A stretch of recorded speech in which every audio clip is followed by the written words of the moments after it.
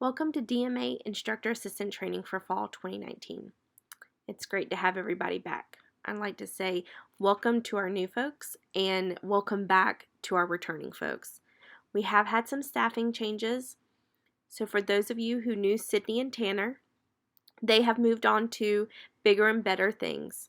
Sydney is attending medical school and Tanner is pursuing a PhD in mathematics in Tennessee. We also have two new lab assistants who will be joining us, Eugene and Valeria. Eugene is a former CPCC student, but is currently finishing his bachelor's degree at UNC Charlotte. Valeria is a current CPCC student and is focusing on architecture. I would also just like to quickly say welcome to any new instructor assistants. We are glad to have you join our team, and we look forward to working with you over the next several months. So first, I want to talk to you about all of the new things that are happening with Central Piedmont. There have been a lot of changes over the past year, and I'm sure there will be more to come. Last spring, we had a new logo, new brand, and new website debut. This meant a whole new approach to marketing, a whole new color palette, and a whole new Central Piedmont. Now we are embracing gray and gold as our school colors, and you can be on the lookout for marketing pieces featured on radio, TV, on billboards, and on buses, as well as on the elevators around campus. This new marketing is all about telling our story. What does it mean to be Central Piedmont? So I would encourage you, while you're out in the community and people see you and maybe you see your name tag, when they ask you, "Oh, what do you do at Central Piedmont?" share with them and help the community of Charlotte understand what you do at Central Piedmont, because it's all about our story now. With so many new changes at the college, I thought it would be important to talk about what this looks like for our instructor assistants. So really what this means is a couple of fun new things. We get new lanyards, we're getting new name badges, we're getting new name tags, we're getting new ID cards, we're embracing our new color scheme, we're learning to use the new website, and we are also all now under a new unit. So at the college, the school is broken up into several units. Previously, we were considered the learning unit, which was primarily concerned with the learning at the college. Now we are going to be referred to as academic affairs. So we are embracing this new Central Piedmont and this new color scheme and this new attitude. In case you're wondering what all you have to do to welcome all of this change, I want to make sure that you have a post-training checklist. So if you take a look at the attached agenda, you will notice that there is a post-training checklist at the bottom of your agenda. This is really for you to take with you and make sure that you've got everything done. So first, we're going to need to update our email signature or utilize the email signature if we haven't done so already. These instructions will be in the Google Drive. You will also need to update or get a new ID card. Your scanning privileges for keycard access should transfer smoothly or be added soon. Be sure you know how to navigate the new website. It's always embarrassing when a student asks where something is and we can't find it.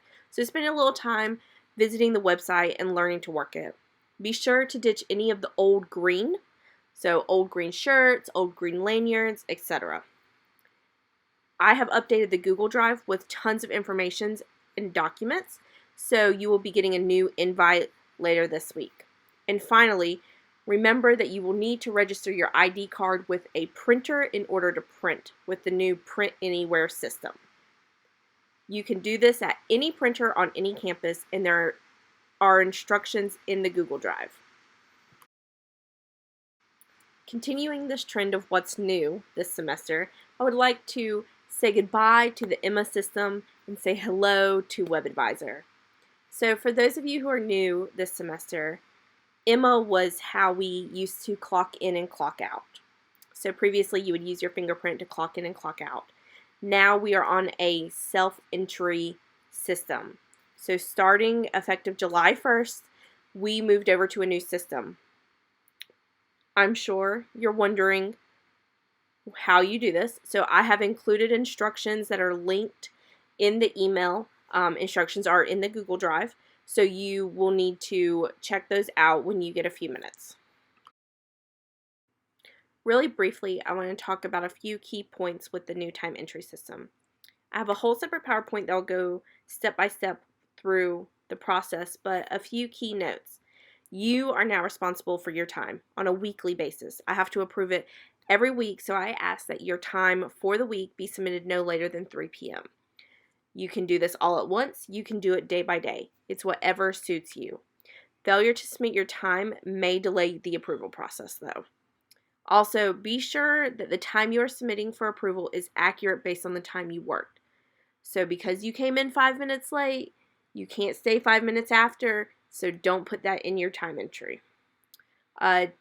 If I notice indiscrepancies, I can reject the time card, and I will, in the comments, ask for you to go back and edit if there is an inaccuracy or a miscommunication between you and I. Again, read the instructions and let me know if you have any questions about this new time entry system. So now we know we have all this new stuff at the college. The time entry system is new. So I felt it was only appropriate that we too adapt to the new color scheme. You will notice that we are primarily gold and gray now. However, we have some accents of blues, burgundies, and some other colors. So I have opted to use blue and gold and gray to redesign your schedules. So really everything is pretty much the same. However, I do want to point out a couple of things. First off, let's start at the top. At the top, you'll always have your name and the session information for the session that you're currently working. The first set of blocks is for the first day only. So as a reminder, the first day of the 2-day-a-week classes, so that's a Tuesday, Thursday, or a Monday, Wednesday class, will be shortened. So we have extended our 10% census date so that students have more time to get into the class. And by doing so, we have shortened that first day for the two-day-a-week classes. If you have a 2-day-a-week class, this applies for only the first meeting of the 2-day-a-week class. If you meet on a Monday, Wednesday, Friday, ignore the first day only. Everybody begins classes on Monday, August 19th. So please make sure that you are following the schedule and that the only day that's short is the first day of the Tuesday, Thursday, or Monday, Wednesday. If you have questions about your schedule, please let me know. Inevitably, we always have someone who misunderstands and misses the first day of class. So please always ask. The gold box is the remainder of the session info. So this is going to include, your instructor, your section, your meeting days, your class time, your zone or your location, and any other class relevant materials. Below that, you're going to see a section called additional notes. So these are all the notes that are relevant to the session. When your time is due, when the next session starts, if there's a holiday, etc. What's new is that there's now a time entry guide at the bottom of your schedule.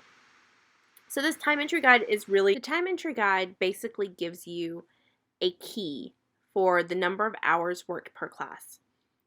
So we're going to have to talk a little bit more in detail about how to enter your time from now on. Since we're not clocking in at 8:05 and out at 9 o'clock, it's not going to ask for your time in and time out. Instead, now it's asking for a bulk amount of time that you've worked. This means that if you worked from 8 a.m. to noon, you would simply put in 4 hours. Well, this is really easy when you have an even amount of hours or an even amount of classes. This gets a little bit trickier when you're trying to calculate down to the minute. So we're all math people here, but most of us aren't going to want to spend a whole lot of time calculating down to the minute. Now, if you choose to calculate down to the minute, I would encourage you to double check your calculations using the manual timesheet that is listed in the Google Drive. This is a sheet that is set up by payroll, and it will calculate based on your clock in and clock out time as you record it down to the minute. So they have the formula set up that will do all of the math for you. However, if you are a prompt person and you come in at 8 a.m. and you leave at 10:30 a.m., then you would just put down 2.5 hours. So if you notice on the time guide, I have Monday, Wednesday, Friday is 1.5 hours.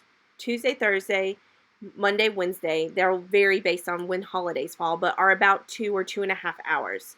I'll also indicate how many hours are on the first day only for those classes. So if you are not going to calculate down to the minute and you just want to put in your hours and you work 2 Monday, Wednesday, Friday classes, on Monday you would put 3 hours. On Wednesday you would put 3 hours. And on Friday you would put 3 hours. So this is just really a quick key or guide to help you in calculating your hours as you enter them each week. Remember that as you're keeping track of time, that you're working your assigned class time.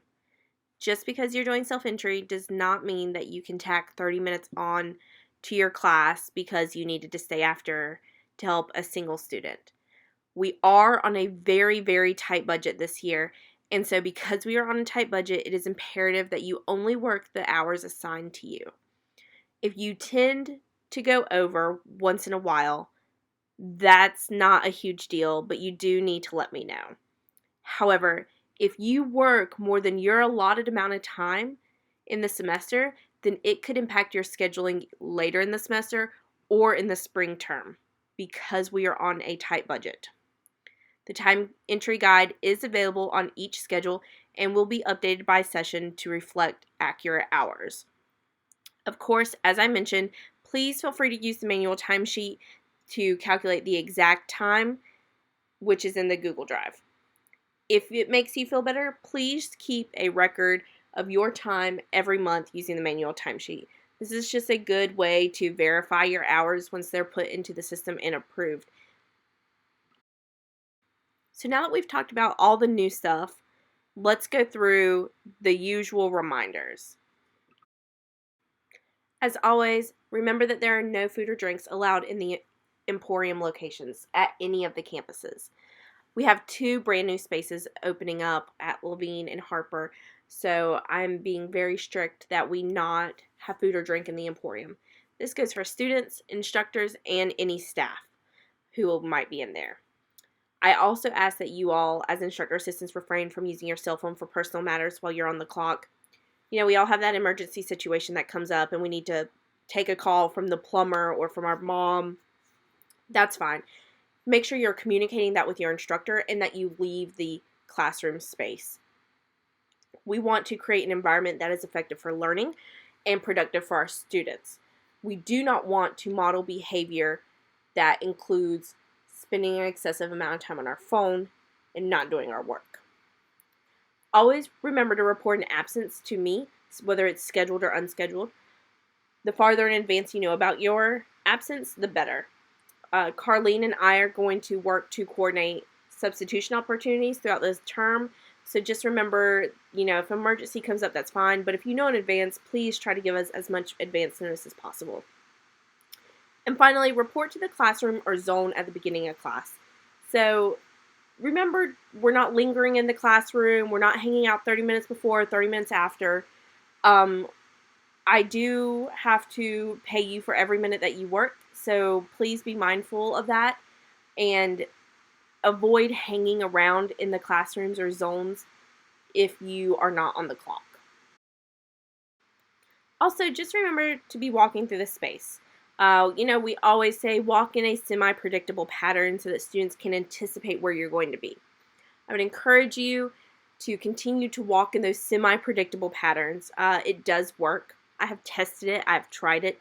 I know that it works. So if you create yourself a little lap around the Emporium, then great. Walk that lap. I would encourage you to make sure you're moving throughout the space at all times. I know it gets slow and we like to stop and chit-chat and then go answer questions. But really, we want to make sure that we're moving through the space, that we're keeping students on task, that we're answering questions, and that we look available to our students. Remember not to get too caught up with any one student. If you've spent more than 5 minutes with a student, you probably need to figure out a way to disengage. Your purpose is there to help the student. You are not doing the work for them. You are not teaching them the entire lesson. So we want to make sure that you are assisting the student, but that you can also disengage to ensure that the student continues working on their own. Remember, you're not there during the test, so the student does have to learn how to work on their own. Again, use your best judgment. This is not a science. I would suggest, work with a student. And my go-to example is to say, hey, we've gone through this one together. Why don't you try the next one on your own? I'm going to walk around the room, and then I'll circle back and see how you're doing. It's a good way to put it back on the student and then come back and check on them, and that's okay. Make sure you ask students if they need help, but don't bug students. A lot of our students do not like to be bugged, so they don't want someone hovering over them. They don't want someone constantly nagging at them. But sometimes you do have to be a little pushy, because not all students are going to be assertive and ask questions. I like to look for the red indicator box that they've got the answer wrong. If I see that red box coming up over and over again, that's when I'm like, hey, what's going on? You've missed this one several times. You need some help? And just see if they'll engage at that point. Some students still won't engage, and so it's just about building that rapport with them that makes them feel comfortable asking for help. I would also encourage you to be very aware of your voice level with students. So your voices tend to travel in the Emporium. It's really great when you're helping a student that you're speaking clearly and audibly so they can hear you, but be sure that you're not yelling or that you're not talking so loud that we can hear you across the room. Just be aware of voice levels and help students be aware of their voice levels too. These are open spaces and we are sharing. Another reminder is just to continue to do that yearly training. So if you have not done your Title IX, please go ahead and knock that out in the next couple weeks. This is online on LearnerWeb. This is our professional development. I would encourage all of you to get on there. There's some great resources. Besides Title IX, you need to complete safety and emergency procedures, information security, and the IA online training. So if you haven't previously taken it, I would encourage you, and especially if you're new, I would encourage you to go on and take that IA online training, and that'll be added to your learning track so that you can find it easily. If you have questions about LearnerWeb or how to access the professional development stuff, please don't hesitate to ask. There's some information in the Google Drive about it, but for the most part, it's simple to use, and I'm here to answer any questions you may have. So let's change gears a little bit and talk about in the classroom. Let's talk about student interaction, testing, and then some basic academic reminders for you all to use going forth into the fall term. In regards to student interactions, remember we want to stay away from pet names, back pats, hugs, pet names, things that might make a student feel uncomfortable. Even though you haven't made anybody uncomfortable in the past using honey bun and sugar pie, it might make some students feel uncomfortable. So I would encourage you to learn students' names and call them by their names or their preferred name if they inform you of that. And then stick with some high fives, some fist bumps. And remember, we're just here to be professionals, so let's keep it professional. If you're not going to come up and hug me all the time, then I would encourage you not to hug your students all the time. So during testing, I wanted to make sure that we are all clear on what we should and should not be doing as instructor assistants. I always will tell you to defer to your lead instructor as to their preference on what they do and do not do during testing. Instructors do things differently, so always check in with your lead instructor. Make sure you're communicating with them and that it's clear what they expect from you. Generally speaking, during the test, IA should not be writing on papers when helping students get started. There shouldn't be writing on the paper before the student enters the test. So remember, DMA 10 and DMA 30 both get something special. So DMA 10 gets their square root chart and DMA 30 gets the conversion chart. But none of this should have writing on it. If it has writing on it, ask the instructor and then provide the student with a new copy or use the instructor's advice. Students are not allowed to have scratch paper or extra scratch paper of their own out. So believe it or not, students will stack that paper and put notes in it to cheat. So scrap paper is provided by the instructor, and that's the only scrap paper that they are allowed to use during the testing. If students need more, direct the student to the instructor or provide them with additional scratch paper. As a reminder, DMA 10 students are not allowed to use the calculator on any part of the class, including the final exam. DMA 10 students are notorious about using the calculator, so do not encourage it, and make sure to discourage it if you catch them during the course. Finally, remember, no phones, tablets, smartwatches, etc. should be out during testing unless they've cleared it with the instructor first. It's really easy to cheat with smart devices, so we just encourage students to put them away, put them in their backpack, and or turn them off until testing is over. Additionally, during testing, IAs cannot write on students' paper. My go-to answer for when a student asks me a question during the test is to say, I can reread the question for you, but I can't answer anything else. No, I cannot give you a hint. If you have questions, you can always ask them, but I can't answer them. You want to make sure that you're very clear about reading the difference between reading the question and giving a hint. So giving a hint can even be changing the inflection in your voice to say, Johnny took away 3 apples. Well, that's inadvertently giving a student a hint. Remember, this is their final exam. This is where they're supposed to show mastery of the material. It's fine to reread the student's question to them, but just tread lightly when you're moving into the realm of giving hints. If you're unsure, ask the instructor. They're the experts at that point. Ask them what you can and cannot do or should not do.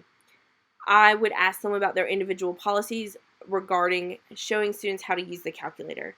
Some students do not allow instructor assistants to show students how to use the calculator once they've entered the test, because students are responsible for learning that information. Other instructors are okay with it. Again, defer to the instructor. It's their classroom and their rules. Test time is stressful, and so students are more prone to cheat. So I want to talk about how we can handle and help prevent cheating before testing even starts. So first, always get clarity from the lead instructor about what they consider cheating and how they want to handle cheating. Some instructors are perfectly okay with you intervening. Other instructors want you to notify them first so they can handle it. Have that conversation with your instructor and find out what they do or do not want to do. Secondly, remind students before testing what qualifies as cheating. Be aware of their body language. If they're moving seats, if they're fidgety, if they're back and forth to the bathroom a lot, that's not necessarily an indicator, but it can be an indicator of possible cheating. Ensure that they put away any prohibited items right off the bat. If it's put away, they are less likely to pull it out. And finally, if you suspect a student is cheating, notify the instructor in a discreet manner. Don't be too obvious about it. And then go from there. Either the instructor is going to handle it or they're going to tell you to handle it. If you feel uncomfortable, communicate that with your instructor. It's okay. As a reminder, there are some parameters specific to particular DMAs. So remember that DMA 10, no calculators. However, they do get to use that square root chart. Encourage students to use and learn how to use the square root chart throughout the course. That'll make getting to the test a little bit easier. For DMA 20, no calculators in the first half of the course. If they start reducing fractions in the calculator, they're never going to go back. So make sure that they learn how to manipulate those fractions by hand first before using the calculator. Once they're allowed to use the calculator, I encourage you to work with them and show them how to use the calculator. For DMA 30, remember they do get to use that conversion chart. Make sure they understand the conversion chart, how to use it, what to use it for. And for DMA 60, remember we don't require DMA 60 students to use the quadratic equation. That is reserved for DMA 80. So if you're working a problem and you go into the quadratic equation and you realize you're in DMA 60, you need to back up and try the problem again. This concludes my online video IA training for fall 2019.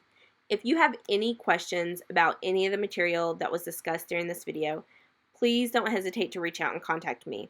I'm here to support you and to answer any questions that you may have. There's a wealth of information in that Google Drive. Feel free to check that out. There are past trainings in that Google Drive as well that may help answer some questions. I am here, and I look forward to working with you this fall. Please don't hesitate to reach out. Enjoy the rest of your semester.